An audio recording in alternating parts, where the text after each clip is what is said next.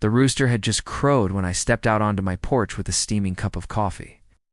Morning mist rolled low across the pastures, and my cattle grazed lazily in the distance. Life on the farm wasn't glamorous, but it was honest, and it was mine. My family had worked this land for 3 generations, and we lived here every single day, everything from the soil to the barns to the animals. So, imagine my shock when I discovered that the local HOA, run by none other than Karen, the self-proclaimed queen of the subdivision, next door, had decided my property would make the perfect venue for a wedding with 150 guests. And here's the kicker. I hadn't been asked. Been notified. They simply assumed my farm, with its rolling fields, rustic barn, and wide-open sky, was theirs to use. The first red flag, it began with a phone call. "Hey Martin," my neighbor Joe said cautiously. "I just saw a flyer at the HOA office. Is it true you're renting out your farm for a wedding next weekend?" I nearly spat my coffee. "What wedding?" Joe chuckled awkwardly. "It says right here, join us for the wedding of the year. Hosted on the beautiful Martin family farm." I froze.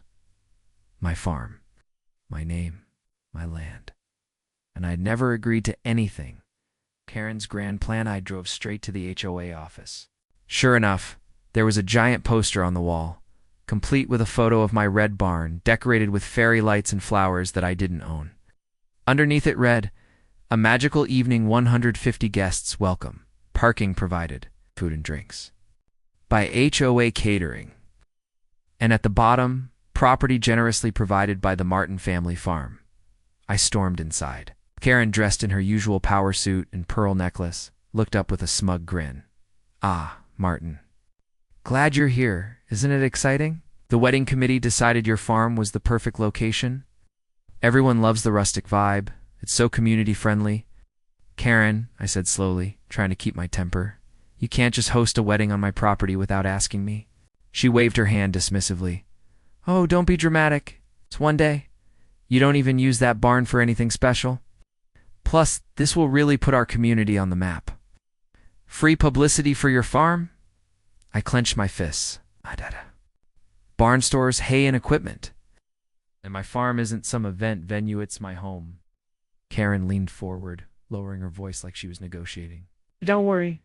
The HOA will handle everything's guests, catering, music, parking. You just stay out of the way," the build-a-piver. The next week, trucks began arriving. Without my permission, HOA volunteers streamed onto my property, setting up tents, chairs, and strings of lights.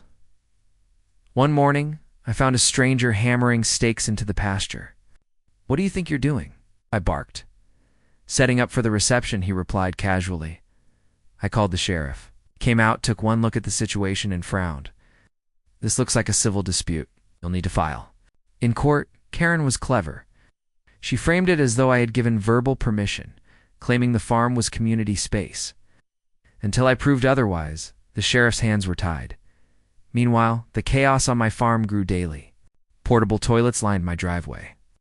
Caterers stacked crates of wine inside my barn. My pasture fence was dismantled to create extra parking.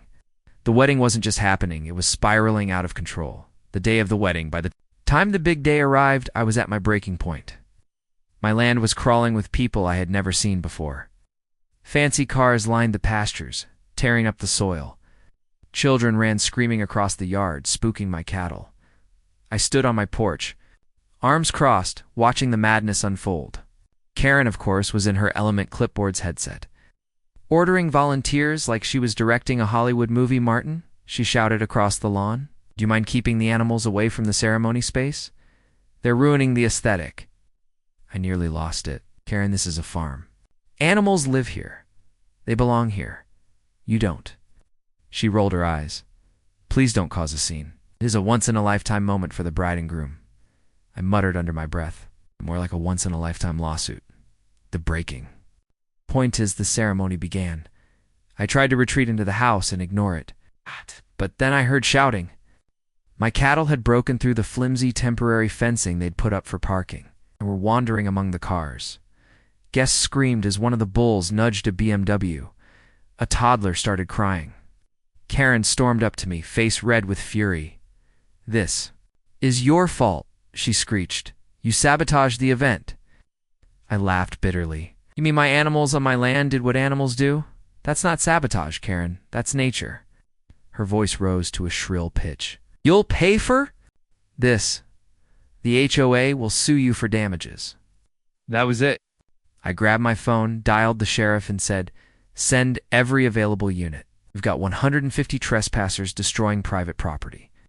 The showdown when the deputies arrived, the wedding was in full-blown chaos. Guests argued over scratched cars. Caterers panicked as livestock knocked over tables. The deputies stepped out, hands on their belts, and one of them turned to Karen. Ma'am, did you organize this event? Yes, she said proudly, still clinging to her delusions. This is an HOA-approved gathering. The farm is community space. The deputy raised an eyebrow. Community space? We just pulled the property deed. This land belongs solely to the Martin family. Karen's face paled. But he said, I stepped forward, holding up my copy of the deed. No, I didn't. You lied. You trespassed. And you're liable for every dime of damage caused today. Gasps rippled through the crowd. The bride burst into tears. The groom shouted something about refunds. The deputy shook his head. Karen, you're under arrest for trespassing, property damage, and fraud. The moment those cuffs clicked, Karen's bravado shattered. She begged, sobbed, and pleaded, but it was too late. The guests dispersed in confusion, leaving behind a ruined pasture and a half-demolished wedding setup. The aftermath, it took weeks to repair the damage. I've replaced fences, reseeded fields, and hauled away piles of trash left behind. But justice came swiftly. Karen was fined, heavily removed from her position as HOA president in order to pay restitution. The couple who thought they were having their dream wedding on my farm ended up suing her for fraud. As for me, I reinforced my fences, put up private property signs every 100 feet, and installed cameras. Never again would anyone mistake my farm for a public park.